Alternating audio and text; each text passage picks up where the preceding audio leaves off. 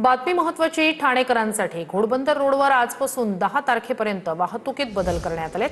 ब्रह्मांड जंक्शनच्या पादचारी पुलावर गर्डर उभारणीसाठी वाहतुकीत बदल करण्यात आलेत।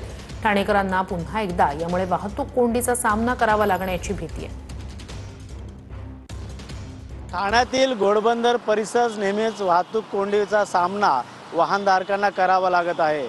मात्र आता 8 मे रात्री 12 ते 10 मे सकाळी 6 वाजेपर्यंत ब्रह्मांड जंक्शन या ठिकाणी पादचारी पुलाचे गर्डर टाकण्याचे काम युद्धपातळीवरती सुरू होणार आहे।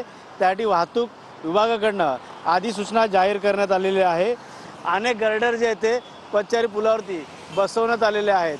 मात्र हेच गर्डर पुढे जाऊन पादचारी पूल पूर्ण करण्याचं काम हे या ठिकाणी होणार आहे। ठाणेकर असेल घोडबंदर असेल शक्यतो 10 मे पर्यंत प्रवास या ठिकाणी शक्यतो टाळावे असे देखील आवाहन या ठिकाणी वाहतूक विभागाने केले जात आहे।